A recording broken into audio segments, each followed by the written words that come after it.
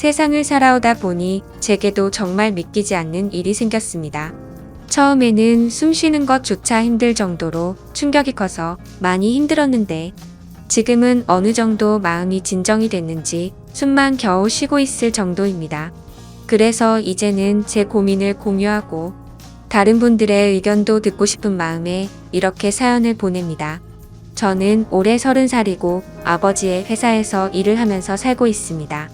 제 아내는 저와 동갑이고 가정주부를 하고 있었죠. 아내와의 첫 만남은 5년 전 일이었고 친구의 생일 파티에서 처음 만나게 되었죠. 그날 저는 약속 장소인 강남에 있는 술집으로 가게 되었고 약속 시간보다 많이 늦게 도착을 해서 저는 급히 들어갔죠. 가게 안은 많은 사람들이 모여서 시끌벅적 난장판이더군요. 그래서 저는 조금만 앉아있다가 축하만 해주고 가야겠다 라고 생각하면서 자리에 앉았습니다. 그런데 제가 자리에 앉은 지 10분도 지나지 않아서 술집의 문이 열리더니 정말 여신이라는 표현이 아깝지 않을 만한 그런 여성이 들어왔습니다. 누가 봐도 바로 알 수 있는 명품 백에다가 고급스러운 복장이 귀티가 많이 흐르더라고요. 그래서였는지 그때 그 시끄러운 와중에도 몇몇 남자들은 저처럼 조용히 쳐다보고 있다라는 걸 느낄 정도였죠. 그때 저는 바로 그 생각이 들었습니다. 그때 당시에 그 술집에는 저희 테이블 외에도 다른 손님들이 앉은 테이블이 많았었기에 저는 속으로 제 친구의 생일 파티에 온 사람이면 좋겠다라는 생각을 했습니다. 그런데 제 바램은 현실이 되어 주었고 그 여성은 제 친구에게 가볍게 인사를 하더니 제 앞쪽으로 와서 앉더라고요. 저는 낯선 사람들이 많은 자리는 별로 좋아하지 않는 성격이어서 처음에는 조금만 있다가 얼굴만 비추고 바로 가려고 했었습니다. 그런데 집으로 돌아가기는커녕 혹여나 제 자리에 누가 앉을까 봐서 화장실도 단 한 번도 안 가고 저는 그 술집에서 자리가 끝날 때까지 계속 그 자리에 앉아 있었죠. 그때 당시 저는 나름대로 여유가 넘치는 편이었습니다. 어릴 때부터 부모님의 재력 덕분에 항상 부족함 없이 자랐었고 지금 생각하면 참 부끄러운 얘기지만 부모님의 힘을 빌려서 외제차를 사서 타고 다녔었죠. 그래서 그때는 철이 덜 들었었죠. 뭔가 여유가 넘치는 척 있어 보이고 싶어서 저는 일부러 테이블 위에 차키를 올려놓고 있었습니다. 마주 앉았던 그녀는 차키를 봐서 그랬던 건지 제게 호감이 있어서 그랬던 건지 저에게 먼저 말을 걸어주더라고요. 지금 생각해보면 제가 여유가 넘쳐 보여서 그랬던 것 같다라는 생각이 들긴 하네요. 아무쪼록 그녀는 딱히 직업이 있었던 건 아니었고 모델 활동을 한다고 하더군요. 그래서 그때 당시에 저는 모델이라고는 패션 모델이나 레이싱 모델 뭐 이런 거를 생각했었죠. 그런데 알고 보니 전문적인 모델은 아니었고 SNS에서 제법 인기가 많았는데 광고 회사들이 화장품이며 옷이며 가릴 거 없이 가끔 홍보를 제안하는데 그럴 때마다 사용 후기 같은 걸 남기는 그런 프리랜서 개념의 일이었습니다. 나중에 결혼 후 들어보니 잘 벌 때는 월 500 이상 대기업 직원만큼도 벌어봤었고 못 벌 때는 월 100만 원도 못 벌 때가 있을 정도였으니 수입이 일정하지가 않았었더군요. 그래서 그녀와 저는 많은 대화를 나누었는데 그녀는 약간 욜로족의 마인드가 강하더군요. 그때만 해도 욜로족이 뭐지? 라는 생각을 했는데 알고 보니 미래를 위해서 현재를 희생하기보다는 미래 걱정은 접어둔 채 당장 현재를 즐기려고 하는 그런 마인드를 가진 사람이었습니다. 그래서 수익이 생기면 저축보다는 자신을 위해서 대부분의 돈을 지출한다고 하더라고요. 저도 그때는 제정신이 아니었던 것 같습니다. 콩깍지가 제대로 씌었던 건지 제가 여유가 많았었던 편이어서 그랬던 건지 모르겠지만 그런 마인드를 가진 그녀가 왠지 자유로워 보였고 뭔가 멋있어 보이기까지 했습니다. 그런데 그런 사상이 얼마나 잘못된 건지 살아가면서 많이 느끼게 되었죠. 아무튼 그날 저희는 서로에 대해서 많은 이야기를 나누게 되었습니다. 자연스럽게 연락처를 교환했고 따로 약속을 잡아서 또 다시 만나게 되었습니다. 외모도 외모지만 성격도 제가 꿈꾸던 이상형이라고 생각이 들었죠. 그래서 저는 남자답게 먼저 고백을 했고 저희는 교제를 시작했습니다. 저희는 서로 이 사람과는 평생을 함께 해야 될 사람이다 싶을 정도로 뜨거운 사랑을 나누었습니다. 그때는 저도 제정신이 아니었죠. 그녀가 원하면 뭐든지 주고 싶었고 뒷일은 생각조차 하기가 싫더라고요. 그래서 부모님의 카드로 미친 듯이 돈을 써댔고 아내는 그런 나날을 보내면서 행복에 겨워서 지내게 되었습니다. 그 당시 저는 공무원을 준비하고 있느라 따로 직업이 없었습니다. 그냥 무의미한 대학 생활과 군 생활 이후 형편없는 삶을 살고 있었죠. 아무튼 저는 이 여자와 평생을 함께하고 싶은 마음에 만난 지 1년도 되지 않아서 평생을 함께 하자고 프러포즈를 했습니다. 제 아내는 제 프러포즈를 받아주었고 저희는 그렇게 어리다면 어린 나이에 빨리 결혼을 하게 되었습니다. 저는 학생이라는 신분으로 결혼을 시작하게 되었고 부모님의 지원 아래에 신혼생활을 보내고 있었습니다. 아내는 저를 만난 뒤로부터는 결혼 전에 하던 SNS 활동을 중단했었고 저희는 그렇게 집에서만 뒹굴면서 하루하루를 보내고 있었습니다. 제 부모님이 모든 생활비를 전액 지원해 주셨지만 저는 결국 공무원 시험에 떨어지게 되었고 좌절감에 빠져 있었습니다. 그래서 도저히 이런 생활을 이어나가는 건 아니다 싶었고 저는 사업이라도 해보는 게 어떨까라고 생각을 했습니다. 그때는 왜 그랬는지 모르겠지만 제 스스로 멍청하게도 자존감이 너무나 강했습니다. 그냥 제가 뭘 시작하면 언제든지 돈은 쉽게 따라올 거라고 착각 속에 살았던 거죠. 그래서 지인들 몇 명과 함께 사업을 구상하기 시작했고 부모님께 부탁을 드려서 저는 사업을 시작하게 되었습니다. 처음에는 생각보다도 훨씬 잘 되었습니다. 동업을 하게 된 지인들과 저는 열심히 발벗고 뛰었습니다. 그래서 이대로만 간다면 아버지를 넘어서서 훨씬 더 성공할 수 있겠구나 싶었죠. 그런데 그런 달콤한 꿈도 잠시였습니다. 왜 사업을 할 때 절대로 동업을 하지 말라고 하는지 알겠더군요. 돈 문제로 서로가 부딪히게 되더니 결국에는 사업은 엉망진창이 되었습니다. 아무래도 입장이 다 달랐었죠. 누군가는 자금을 투자했고 누군가는 발로 뛰었고 그러다 보니 굳이 서로가 필요 없는 존재로 여기게 되었고 분열이 되었던 거죠. 결국 남보다 더 못한 사이가 되면서 서로가 각자 제 갈 길을 가게 되었고 엎친 데 덮친 격으로 제가 했던 사업의 시장도 경쟁이 치열해졌습니다. 어떻게든 버티고 또 버텨봤지만 앞으로의 전망이 없다고 판단되어서 결국에는 사업을 포기하고 또 다시 백수의 길을 걷게 되었습니다. 그때부터는 점점 부모님 뵙기도 부끄러웠고 제 자신에 대한 자존감이 낮아질 대로 낮아졌습니다. 저는 신경이 날카로워졌고 그런 저를 걱정해 주시는 부모님과도 큰 싸움을 하게 되었습니다. 무슨 자신감인지 다 필요 없으니까 저한테 연락을 하지 말라고 하면서 부모님과 연락도 끊게 된 거죠. 부모님도 그때는 지칠 대로 지치셨는지 완강하셨습니다. 무엇보다도 아내는 그런 제게 엄청나게 불만을 가졌고 매일같이 짜증을 냈습니다. 지금 당장 우리 둘 다 수입이 없는데 그렇게 싸우면 우리 생활을 어떻게 하느냐고 말이죠. 그래서 저는 쓸데없는 자존심으로 내가 어떻게든 먹여 살릴 테니까 걱정하지 말라고 했고 그날부터 할 수 있는 일은 뭐든지 했습니다. 쓸 수 있는 게 몸뚱아리밖에 없다 보니 배달 대행도 해보고 대리기사도 뛰었습니다. 그렇게 1년 동안 겨우 입에 풀칠하면서 버텨갔지만 도저히 미래에 대한 비전이 안 보였습니다. 그래서 결국 저는 부모님께 사죄를 드리게 되었습니다. 그동안 실망시켜드린 죄스러운 마음을 보답하기 위해서 아버지 회사로 들어갔습니다. 아버지 회사는 동생이 대학을 포기한 채 사업을 돕고 있었고 동생이 그 사업을 이을 예정이었습니다. 저 또한 아버지의 뒤를 이을 생각으로 들어간 건 아니었고 그래도 하루 벌어 하루 먹고 사는 인생보다는 기술이라도 배우는 게 낫겠다 싶어서 들어가게 된 거였죠. 동생의 밑에서 일을 배워가며 했지만 기분이 나쁜 건 전혀 없었습니다. 1년 동안 더 뼈저리게 사회생활이 힘들다라는 걸 깨달은 덕분이었죠. 그래서 그동안 부모님 카드로 돈을 막무가내로 쓰던 지난날을 반성하게 됐고 오히려 그동안의 잘못을 뉘우치면서 저는 부모님의 신뢰를 얻기 위해 정말 열심히 살았습니다. 그렇게 하다 보니 좋은 결과들이 점차 뒤따라오기 시작하더라고요. 기존의 업체들보다 제법 규모가 큰 업체들이 운 좋게 거래처로 들어오게 되었습니다. 그 후 저의 출근 시간은 매일 새벽 6시가 되었고 퇴근은 저녁 10시 이후에 하는 생활이 이어졌습니다.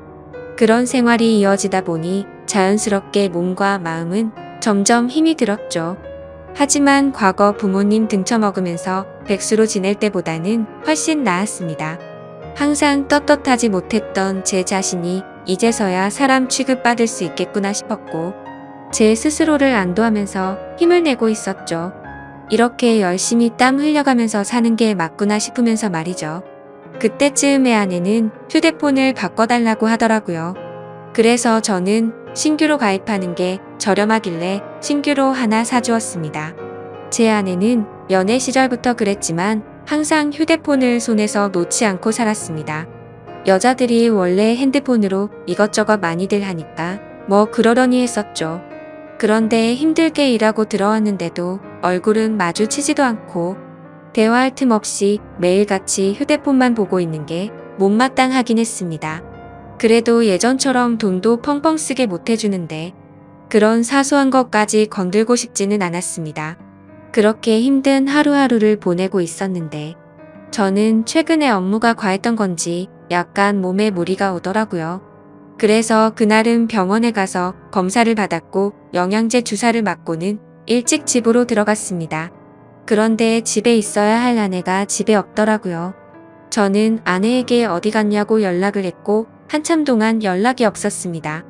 평소에 항상 휴대폰을 분신처럼 끼고 사는 사람이 연락이 없으니까 뭐지 싶었죠. 그러다 저는 몸이 너무 좋지 않아서 저도 모르게 잠이 들었고 제가 연락을 한 지 거의 2시간이 지나서 아내에게서 답장이 와 있더라고요.